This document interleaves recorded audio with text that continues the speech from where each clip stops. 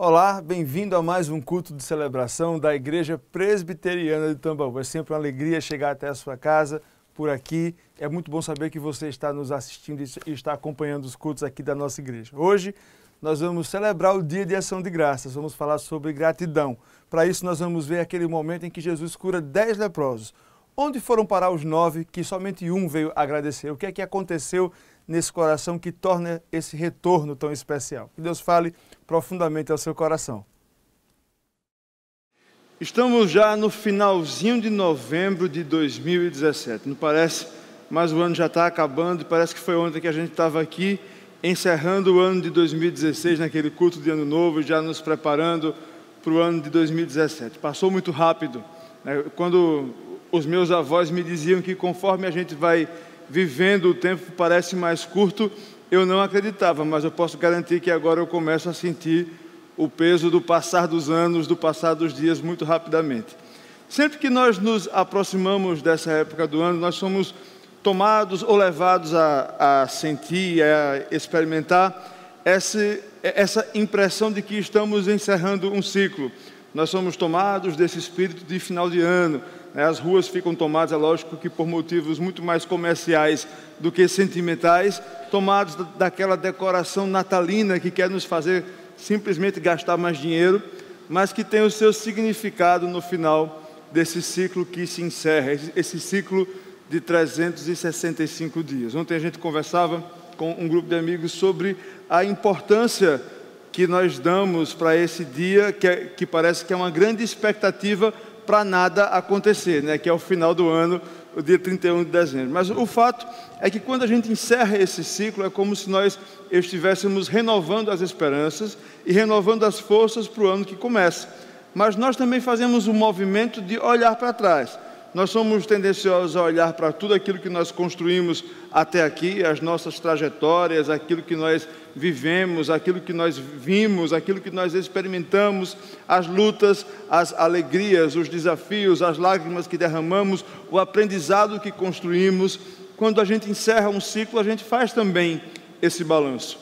Na noite de hoje, eu queria convidar você a olhar para trás, mas não com esse sentimento de saudade ou de nostalgia, mas que nós pudéssemos fazer o exercício de olhar para trás, exercendo e praticando a gratidão. Se existe algo que nós não nascemos, é gratos. Gratidão é uma atitude, é um princípio que o ser humano pecador vai cultivando e aprendendo enquanto está vivendo. Nós experimentamos, somos inundados pelo sentimento de gratidão. Um estudo de 2 neurocientistas, um brasileiro e um americano, o brasileiro chama-se George Moll e o americano Jordan Grafman, estudaram como funciona no cérebro essas emoções morais. E eles identificaram que quando a gente faz alguma coisa que dá muito certo, a área da recompensa do nosso cérebro é acionado. E assim nós ficamos orgulhosos. É a mesma área que é acionada quando alguém faz algo de bom para a gente e a gente gosta. Também é a área de recompensa, que traz aquele sentimento de alegria ou de felicidade.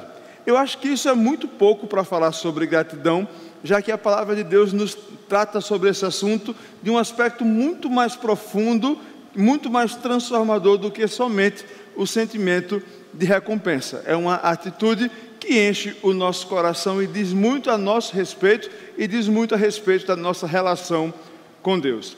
Para pensar um pouco sobre gratidão na noite de hoje, eu gostaria que nós abríssemos as nossas Bíblias no Evangelho de Lucas, capítulo 17.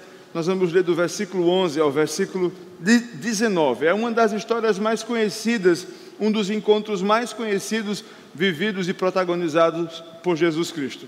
Lucas capítulo 17, versículos 11 a 19. Se você não trouxe a sua Bíblia, pode acompanhar a projeção na lateral da plataforma. Diz assim a palavra de Deus: De caminho para Jerusalém, passava Jesus pelo meio de Samaria e da Galiléia. Ao entrar numa aldeia, saíram-lhe ao encontro 10 leprosos, que ficaram de longe e lhe gritaram dizendo: Jesus, mestre, compadece-te de nós. Ao vê-los, disse-lhe Jesus: ide e mostrai-vos aos sacerdotes.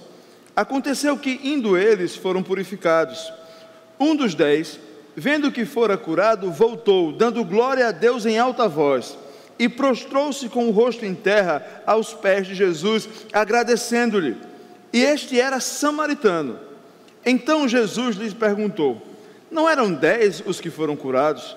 Onde estão os 9?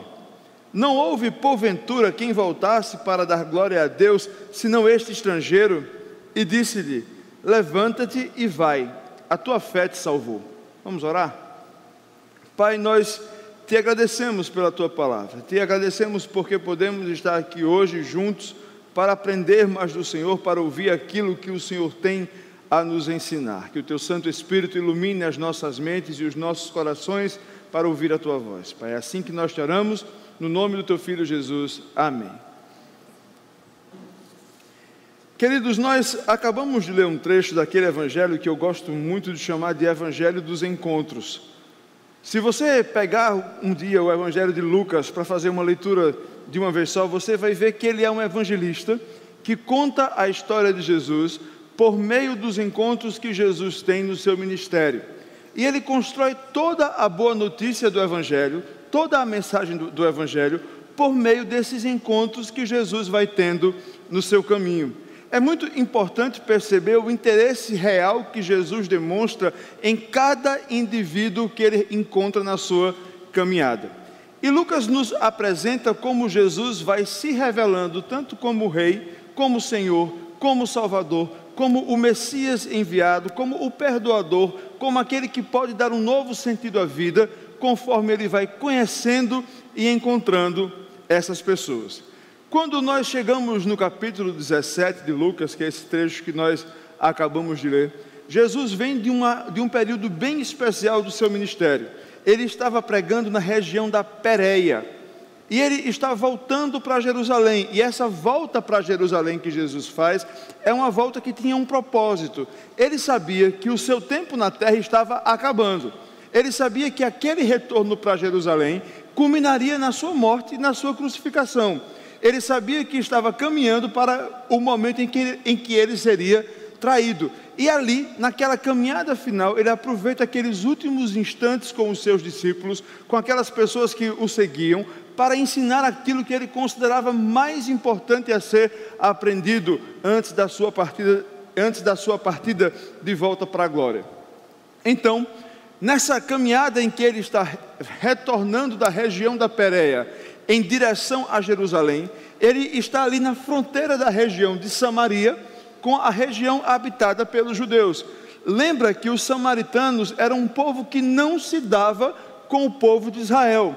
Era um povo que tinha uma religiosidade bem misturada, né? Tinha um pouco do resquício da religião de Israel, mas havia se misturado com outros povos, e o produto disso era uma religião muito estranha que os judeus não admitiam a menor convivência. Então, judeu que era judeu nem saudava direito, nem cumprimentava um samaritano na rua. E esse momento que nós acabamos de ler agora, acontece justamente na fronteira entre a região da Pérea e a região de Jerusalém, num lugar deserto, um lugar que não era uma cidade, não era habitado, não era um centro comercial. E quando Jesus passava por ali, lembre que Jesus nunca andava sozinho, porque a essa altura o seu ministério havia tomado proporções muito grandes, então todo mundo queria estar perto de Jesus, procurando um milagre, uma cura, ou ver alguma coisa por curiosidade mesmo, daquilo que Jesus podia fazer. E Jesus ia caminhando para Jerusalém, quando de repente ele escuta: Senhor, se compadeça de nós. Senhor, se compadeça de nós. Aquela voz não estava muito próxima. Aquele lugar era um lugar ermo. O calor estava escaldante, como sempre, em todas as cenas que você ler ou ouvir que se passarem na Palestina durante o dia. E Jesus procura aquelas vozes de onde vem, e ele olha assim a cerca de 100 metros, e ele vê aquele grupo de homens maltrapilhos, com uma aparência estranha, talvez enfaixados, e ele reconhece aqueles homens como leprosos, e ele para tudo que está fazendo, e ele olha para aqueles homens. Jesus faz contato visual com aquele grupo de homens que estava ali, naquela região inóspita e desabitada, e clama por socorro. Eram 10 leprosos. Se você fosse do tempo de Jesus, se você vivesse na Palestina, se você fosse especialmente um judeu, você ia ter pavor a leproso. Eu lembro que quando eu era pequeno e a gente ainda brincava na rua, na cidade, e quando eu ainda brincava, que não foi muito tempo na vida, mas enquanto a gente estava pela rua, minha mãe, para dar algum tipo de proteção, dizia que a gente tivesse cuidado com o papa-figo, ou com o homem do saco, né? Então cuidado para você não ir para longe, porque se o papa-figo passar, ele pega. Um método bem carinhoso, bem didático, né? de manter a segurança. Mas naquele tempo eu sei que se fazia assim. E a gente morria de medo de por acaso encontrar o papa-figo. Eu penso que nos dias de Jesus, o medo que se fazia era os leprosos. Cuidado que se você for na rua, vai vir aquela gangue de leproso, viu? E vai tocar em você. E as crianças metiam carreira, porque leproso fazia medo. Sabe por quê? Porque lá em Levítico, quando Deus ensinou as regras cerimoniais, Deus utilizou a doença da lepra como um sinal de que não se aproxima de Deus de qualquer jeito. Era um sinal, era um símbolo de que Deus não admite impureza. Então as pessoas com lepra tinham um tratamento realmente todo especial, não menos cuidadoso, mas eles eram realmente excluídos do convívio, e Deus falava claramente que eles não podiam participar dos cultos que aconteciam no templo. É lógico que existia até uma questão sanitária que Deus estava orientando ali naquele momento. Mas aquela relação com a doença, que hoje a gente chama de hanseníase, né, Renata? Ela vai se perpetuando no passar dos séculos. E no tempo de Jesus, quem já viu aqui Ben-Hur, ou filmes daquela época, sabe como é que funcionava. Ben-Hur é um filme, tá? As pessoas mais novas talvez não conheçam Ben-Hur. É parecido com Gladiador. E Ben-Hur, ou melhor, e nessa época existia o Vale dos Leprosos. Então, se alguém da sua família fosse diagnosticado, e quem fazia esse diagnóstico não era um dermatologista, era o sacerdote, veja que lá em Levítico ele é treinado para isso, ele passa a unha, se sair branco é lepra, se não for não é lepra, tem que ter paciência para ler aquele trecho, mas ele vai ensinar direitinho como você vai diagnosticar uma lepra. Você não, se você for sacerdote. Então, se alguém era diagnosticado assim, era imediatamente excluído da comunidade e da congregação. Você não tinha mais o direito de morar na sua casa, você tinha que ir morar nesse vale de leprosos. E lá você só poderia conviver com outros leprosos. E existia uma regra que você não podia se aproximar de ninguém saudável menos de 100 passos. Então, quando aqueles homens gritam por Jesus, eles estão a pelo menos 100 passos de Jesus. E tem mais, como era uma região de fronteira, nessa hora que estava todo mundo doente, numa situação difícil, não tinha samaritano, nem judeu, nem rico, nem pobre. Era todo mundo simplesmente leproso, era o único rótulo que esses homens carregavam, leprosos. Então você tinha ali naquele grupo judeus, e você tinha naquele grupo samaritanos. E é esse grupo de homens que clama, pedindo que Jesus se compadeça dele. Lembra que eles não estão próximos, Jesus está cercado de gente.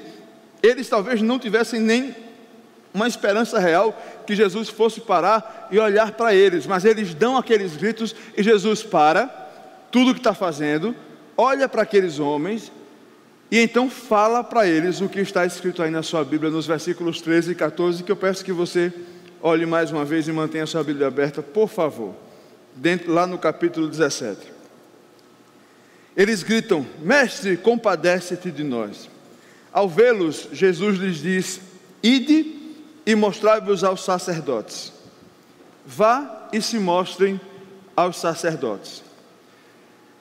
Se você fosse um desses camaradas que gritaram pedindo socorro, se você depositasse alguma esperança nesse gesto, a última coisa que você ia esperar ouvir era o óbvio. E o que Jesus diz para que esses homens façam era a coisa mais óbvia possível.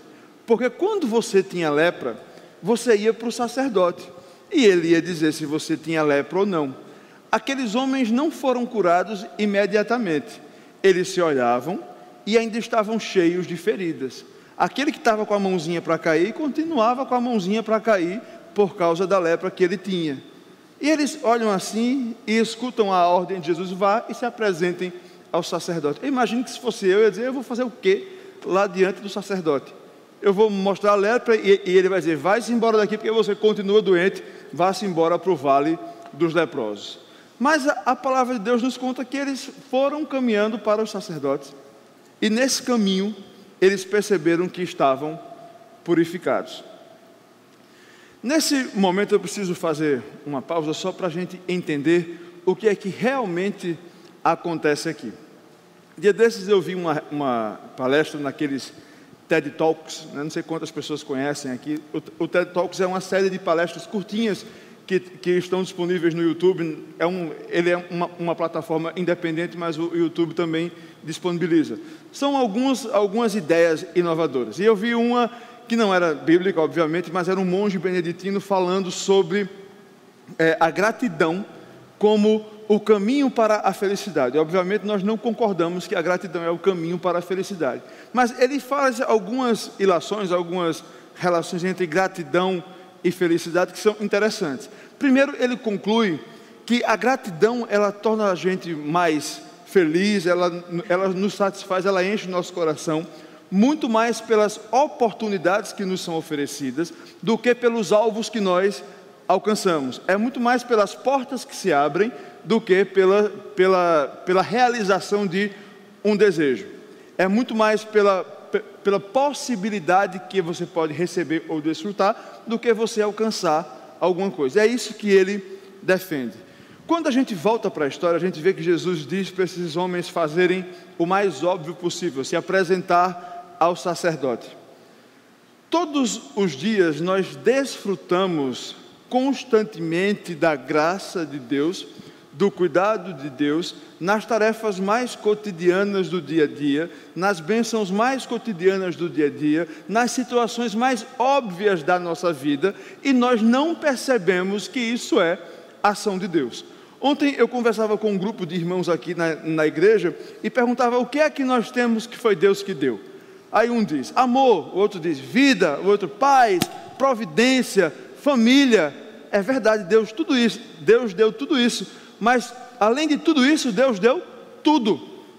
O que às vezes a gente esquece é que tudo o que nós temos ou desfrutamos é dom, é presente de Deus.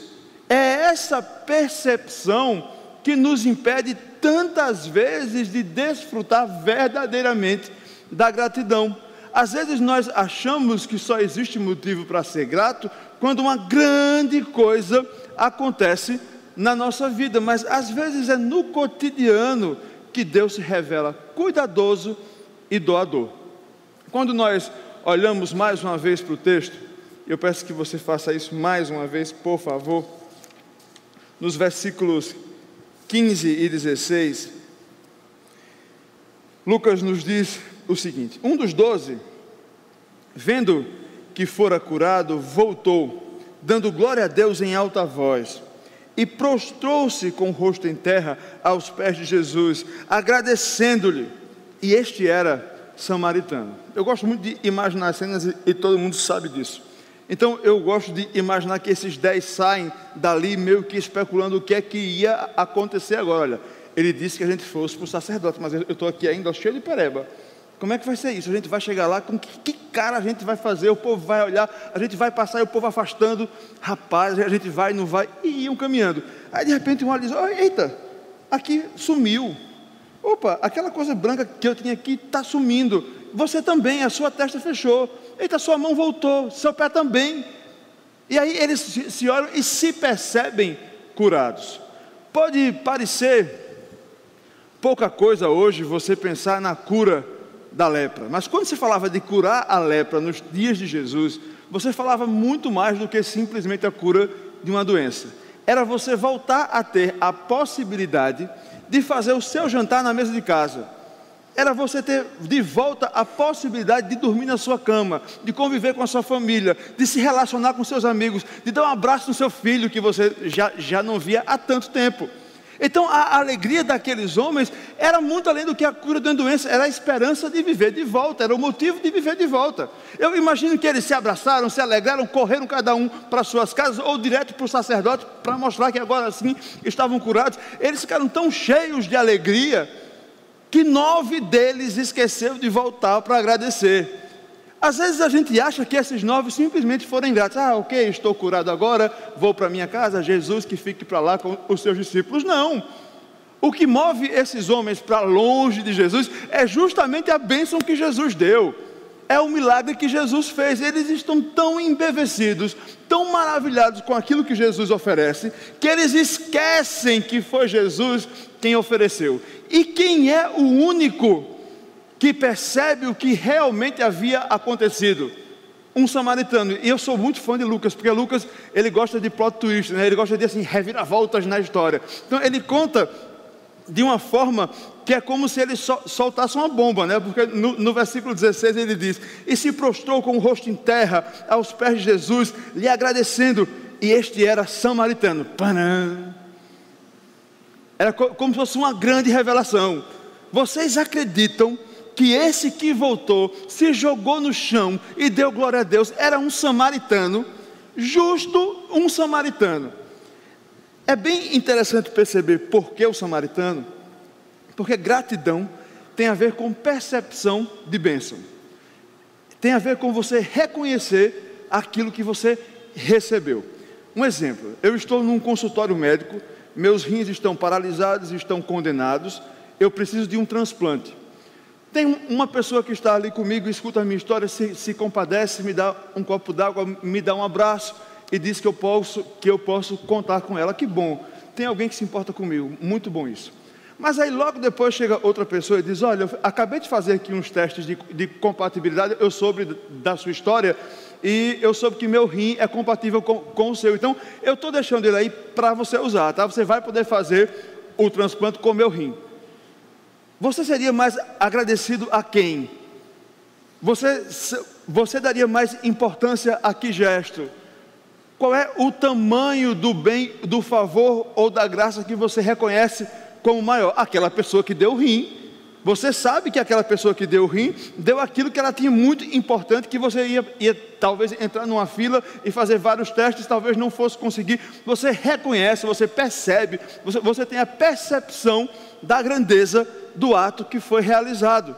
Não que a pessoa que lhe deu um abraço e lhe deu um copo de água não tivesse a melhor das intenções, mas para você que está precisando de um rim, o rim é que foi fundamental. Então seu coração vai ser cheio de gratidão, você não vai ter nunca como retribuir, você vai ficar muito alegre porque você agora tem esperança e você reconhece que realmente foi alvo de um grande favor.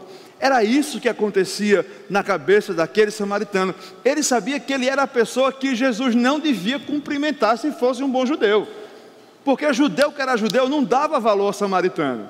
Ele era o último na fila, o último na lista. Por isso que os 9 que eram judeus não se importaram talvez em lembrar de vir agradecer, mas aquele que sabia o quão miserável era, o quão estava distante nessa lista, sentia e sabia a importância do ato que foi realizado, e ele volta enlouquecido. Ele estava tão alegre quanto os outros, ele olhava para a mão dele, para o corpo, sabia que estava curado, mas ele corre para Jesus, se joga nos pés de Jesus de joelho e diz glória a Deus. Ele não diz nem muito obrigado, ele vai para o cerne da mensagem, para o cerne da compreensão. Ele entendeu tudo, ele dá glória a Deus. Ele aprendeu tudo sobre gratidão naquela caminhada dele em direção ao sacerdote, num ato comum, num dia comum. No encontro com Jesus, ele tem ali a sua percepção de vida completamente transformada. E meus queridos, quando a gente olha para o gesto, para a atitude, para essa carreira que esse ex-leproso dá em direção a Jesus, a gente aprende mais ainda sobre gratidão. Quando você olha para os Salmos, você vai ver, eu falo Salmos, mas é em toda a palavra de Deus, inclusive a confissão de fé e os catecismos de Westminster nos dizem que o propósito do homem é glorificar a Deus, né, e desfrutar com alegria da sua presença. É lógico que tem várias traduções para isso. Mas se você olha para os Salmos, especialmente no estudo cuidadoso, e você vai olhar ali, para que o homem foi criado, o homem e a mulher? Qual é o propósito da criação humana de Deus? Glorificar a Deus, fazer o nome de Deus engrandecido, fazer o nome de Deus glorificado. E você pode ver isso, eu vou dar só um exemplo. Você pode abrir a sua Bíblia no Salmo 69, no primeiro culto eu não reconheci a minha letra, mas agora eu já achei. Salmo 69, versículo 30.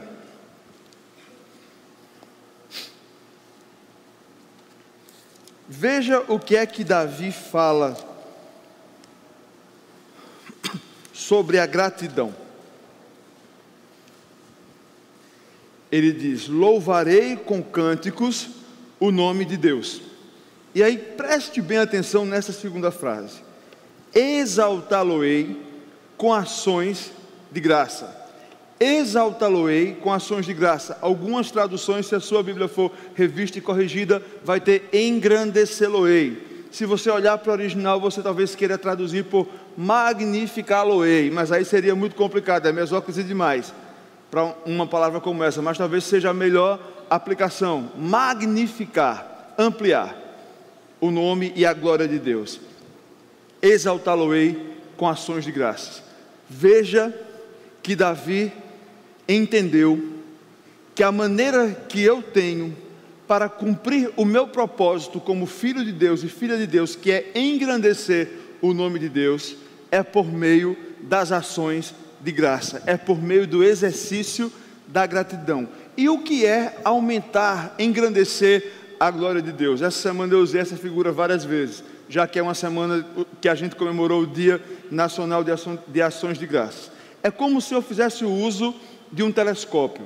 Um telescópio pega algo que ao meu ver é pequeno e aproxima de forma que eu tenha uma ideia, uma percepção ainda mais real do tamanho e da grandeza desse ser. É assim que se faz, por exemplo, quando você vai observar a Lua com um telescópio. Ela está lá longe, mas quando você aproxima, você vai ver lá os buracos da Lua, as crateras. Você faz esse exercício de observação.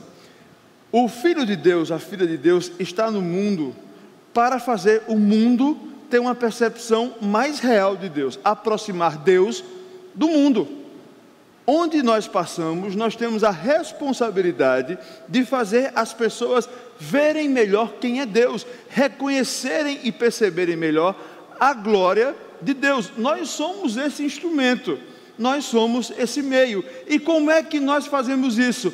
Por meio das ações de graça, pelo exercício da gratidão. Veja como gratidão é muito mais do que muito obrigado, ou muito mais do que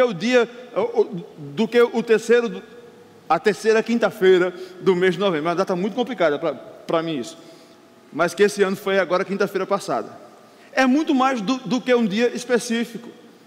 É a maneira que Deus utiliza para fazer o seu nome engrandecido nesse mundo. Então, se eu tenho uma tarefa, se eu tenho uma responsabilidade, essa responsabilidade significa ser agradecido, ser grato. E aí nós voltamos lá para o texto de Lucas, capítulo 17, lá nos versículos 17 e 18, quando ele diz o seguinte: então Jesus lhe perguntou: não eram 10 os que foram curados? Onde estão os 9? Não houve porventura quem voltasse para dar glória a Deus, senão este estrangeiro? Meus irmãos, os 10 foram curados, os 10 receberam o mesmo milagre, mas somente um teve a dimensão e a percepção do que realmente havia acontecido ali. Somente um havia compreendido que não era somente um favor que havia recebido. Somente um havia entendido que ali estava Deus se apresentando por meio do favor em Jesus Cristo. Só um soube voltar e reconhecer diante de Jesus a dimensão daquilo que ele estava fazendo. Somente um soube dizer que realmente não havia como retribuir. Somente um entendeu o que era de verdade ser agradecido. A gente entende melhor o que é ser agradecido quando volta lá para o Salmo 69. Pode voltar sua Bíblia lá mais uma vez. Veja aqui no versículo 31, depois de falar que vai exaltar o Senhor com ações de graças, no versículo 30, no versículo 31, Davi ensina: isso vai ser muito mais agradável ao Senhor do que um boi, ou um novilho com chifres e unhas. Vejam isso os aflitos e se alegrem. Quanto a vós outros que buscai a Deus, que o vosso coração reviva. Isso vai ser muito mais importante, isso vai glorificar muito mais a Deus do que o melhor tesouro, o melhor bem que você tenha na sua casa. O boi e o touro eram animais caros, quem tinha isso era rico, e quem oferecia isso de volta a Deus estava dando uma oferta muito cara, muito, muito importante. E aqui Davi ensina, olha, você não pode retribuir a graça que Deus dá, é impossível. Gratidão é o reconhecimento que eu exerço, de admitir que eu não tenho meios de retribuir a graça que eu recebi, não tem nada que eu possa fazer, eu só posso agradecer, eu só posso me esvaziar e dizer, eu não tinha condições de receber isso que eu recebi, e agora eu recebi, agora eu dou a glória toda ao Senhor. Foi isso que o ex-leproso fez. Ele dedica a glória a quem tem glória, e o exercício da gratidão é colocar cada um no seu lugar, é perceber que nessa relação há um doador e há um receptor. Esse doador tem todas as coisas e dá todas as coisas. Esse receptor não tem nada e não tem como retribuir nada daquilo que recebeu. É por isso que às vezes a gente aprende uma coisa errada. A gente às vezes entende que uma vez que Jesus nos alcançou, nós vamos responder a Ele em gratidão por meio do serviço, por meio das boas obras, por meio do cuidado uns com os outros, por meio da pregação do Evangelho. E a gente entende que gratidão é responder dessa forma, prática. Eu queria dizer que não. Gratidão é a compreensão que eu tenho, que não existe nada que eu possa fazer que me faça merecedor desse favor. Se eu entendo a gratidão como um meio de retribuir a Deus aquilo que Ele me fez, eu não entendi o que é gratidão. Eu estou achando que tem mérito que eu possa fazer, tem alguma coisa que eu possa fazer que vai tentar, talvez, satisfazer aquela dívida, aquele favor que Deus me fez. Eu prego o Evangelho por obediência, eu amo ao próximo por obediência, eu procuro ser justo porque Deus pede que eu busque, me ordena que eu busque a santidade, mas não é por gratidão, porque gratidão é o reconhecimento que eu não posso, que eu não tenho, que as minhas mãos estão vazias, não tenho merecimento. É isso que esse homem faz, e o gesto que ele tem nessa direção a Jesus, dando glória a Deus, é aquilo que Davi chama de ações de graça. É a graça em ação, é quando você reconhece publicamente, privadamente, é quando você entende e você reverbera em atitudes a compreensão de que o que desfrutamos é favor de Deus. É esse o movimento que esse ex-leproso faz aqui. Quando nós vemos o verso 19, nós vemos que existia realmente mais coisa envolvida do que somente a cura de uma doença. E a gente volta lá para Lucas 17, quem está em Salmos, faz a volta lá para Lucas 17. Bem curtinho, Jesus diz para ele, se levante e vá, a tua fé te salvou. Eu já percebi que você entendeu tudo, meu caro. Samaritano, estrangeiro, eu sei que os 9 talvez não tenham entendido ainda, mas você entendeu. E o que aconteceu aqui não foi somente a cura da sua lepra. Você entendeu que existem propósitos eternos, camadas espirituais que as pessoas talvez não vejam. A tua fé te salvou. Aconteceu algo dentro de você que salvou você. Esse seu gesto, essa sua atitude de vir até aqui e dar glória a Deus, demonstra que você entendeu o propósito da minha vinda a esse mundo. A tua fé, aquilo que você entendeu que eu sou, você está depositando diante de mim toda a glória a Deus, demonstra que você me reconhece como seu Salvador.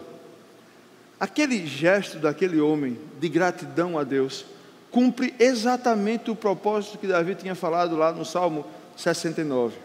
Ele entendia que tudo aquilo que tinha acontecido não dizia respeito somente a ele mesmo, mas dizia respeito a dar glória a Deus. Algo havia acontecido dentro do seu coração, a fé havia sido implantada dentro do seu coração, de forma que ele sabia que Jesus não era apenas um curandeiro. Ele entendia que estava diante do Messias. Ele entendia que estava diante do Salvador, não somente da sua pele, mas da sua vida, que lhe garantia a vida eterna. Veja que quando nós desfrutamos do exercício de sermos gratos a Deus, de glorificar a Deus com ações de graças, nós estamos testemunhando de algo que acontece no nosso interior. Estamos testemunhando sobre a nossa fé. Aquele mesmo monge beneditino, e com isso eu me aproximo do final dessa mensagem, encerra ali a palestra dele com 3 princípios que são interessantes, que nós podemos ver também nas entrelinhas das Escrituras Sagradas. Ele diz: quando você quiser aprender a ser grato, utilize o exercício desses 3 princípios: pare, olhe e siga.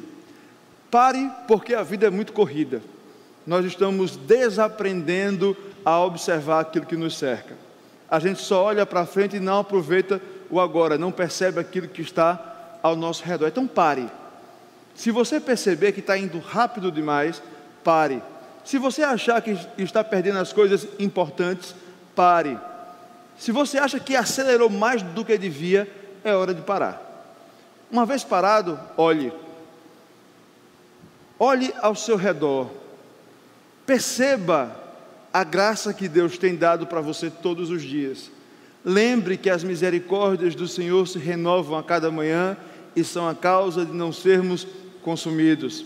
Lembre que o Senhor é o meu pastor e nada me faltará, que Ele andará comigo no vale da sombra da morte. Lembre que quando a gente precisa de sabedoria, Deus promete que vai dar liberalmente e nada pede em troca. Lembre que quando passamos por dias de provação, Deus está formando em nós um caráter perfeito e íntegro. Olhe ao seu redor. Lembre que Deus veste os lírios do campo. Quem dirá você mesmo? Olhe ao seu redor, perceba o mundo à sua volta, perceba o agir de Deus ao seu redor. Não seja como os 9 que correram apenas maravilhados com o produto daquele milagre e esqueceram de perceber que ali havia graça. Uma vez que você olhou, siga. Sabe por quê? Porque graça não é estanque. Você não é galpão de graça. Eu não sou galpão de graça que só recebe e acumula e aquilo não sai dali nunca. Nós somos canais de graça. Uma vez que eu recebi graça, eu preciso espalhar a graça. Siga espalhando a graça. E graça é quando eu sou gracioso da mesma forma que Deus é comigo, quando eu sou gracioso com as pessoas que Deus coloca no meu caminho. Portanto, perceba e haja com graça. Não segure graça para você. Queridos, não estamos falando, eu repito mais uma vez, de muito obrigado. Nós, quando falamos de gratidão, falamos sobre uma maneira de viver. Uma maneira que nós vivemos entendendo que Deus é o dono da glória. Quando nós reconhecemos quem é Deus e quem nós somos. E eu encerro essa mensagem com mais um salmo. Lá no capítulo 50, no versículo 23, o Salmo 50, verso 23. Eu vou ler aqui numa versão que talvez você ache diferente da sua Bíblia ou da projeção. Mas é a versão, uma tradução nova chamada Nova Versão Transformadora. Não gosto do nome, mas gosto muito do produto que eles fizeram. É uma tradução muito boa. E lá no Salmo 50, no versículo 23, eu sei que o seu está assim. Eu vou ler o seu e depois eu vou ler o meu, agora entendendo a minha letra. Tá certo? Na revista e atualizada ela está assim: o que me oferece sacrifício de ações de graças, esse me glorificará. E ao que prepara o seu caminho, dar-lhe-ei que veja a salvação de Deus. Na Nova Versão Transformadora diz o seguinte: a gratidão é um sacrifício que de fato me honra. Se permanecerem em meus caminhos, eu lhes revelarei a salvação de Deus. A gratidão é um sacrifício que de fato me honra. Não quero suas ofertas, não quero o seu serviço, não quero o seu trabalho, não quero jejum, não quero campanha de vitória, não quero ação solidária. O que eu quero de você é gratidão. Se você quiser me oferecer alguma coisa, me ofereça a gratidão. É isso que Deus está ensinando para a gente quando fala de ações de graça. Vocês não podem me dar nada. Tudo que vocês fazem é por responsabilidade e privilégio. Mas se você quiser me oferecer alguma coisa, se você quiser chegar até mim com alguma coisa nas suas mãos, chegue com gratidão. Chegue sabendo quem você é, quem eu sou. Chegue lembrando que eu sou o doador e você apenas recebe. Isso é graça. Que Deus nos ensine todos os dias a sermos gratos e graciosos. Eu convido você a fechar os seus olhos, curvar suas cabeças, que nós possamos responder ao Senhor em oração. Pai, nós te louvamos, porque sabemos que nós mesmos não temos nada para te oferecer. Sabemos que o pecado que habita em nós nos tirou toda a possibilidade de até mesmo chegar diante de ti, Pai. Estamos simplesmente com as mãos vazias, porque sabemos que não existe mérito nenhum em nós, mas nós nos alegramos, porque estamos sendo agraciados todos os dias pelo Senhor. A nossa oração como igreja, Pai, é que o Senhor nos ajude a parar. Nos ajude a parar para perceber o Teu agir nas nossas vidas, o Teu cuidado, a Tua provisão, as Tuas misericórdias, a Tua graça, o Teu amor, principalmente a salvação que o Senhor tem a nos oferecer. Nos ajude, Pai, a cultivarmos a gratidão, de forma que as nossas mentes e os nossos corações estejam protegidos nos dias maus, para que possamos ser sim contentes, porque sabemos que é o Senhor quem cuida de nós. Nos ajude, Senhor, a nos esvaziarmos de nós mesmos, a termos a real compreensão de quem nós somos, de quem o Senhor é e de como tudo aquilo que temos e dispomos vem das Tuas mãos, do Pai das luzes que não muda nunca. Ajuda o Teu povo a cultivar um coração verdadeiramente agradecido diante de Ti, Pai. Nos ajude, é assim que nós te oramos, no nome do Teu Filho Jesus. Amém. Se você tem gostado daquilo que tem visto e ouvido sobre a IP Tambaú, você pode nos acompanhar nas redes sociais e na internet. Por exemplo, você pode nos achar no Instagram, é só achar lá o @IPTambaú. Para nos achar no Facebook é fácil demais, /IP Tambaú. Agora no YouTube, você precisa procurar pelo canal IP Tambaú Oficial. Lá estão todas as mensagens que nós ministramos aqui na igreja e também outros materiais que nós produzimos para a internet. Agora, se você quer saber mais ainda sobre a nossa igreja, visite o nosso site iptambaú.org.br. Quando você quiser nos fazer uma visita presencial, via aqui no nosso endereço, em um dos nossos cultos, você venha na Avenida Geraldo Costa, número 382, em Manaíra. Tenha certeza que vai ser muito bem-vindo em um dos nossos cultos que acontecem às 9, às 17 e às 19 horas. Que Deus abençoe você e a sua família. Até o nosso próximo encontro.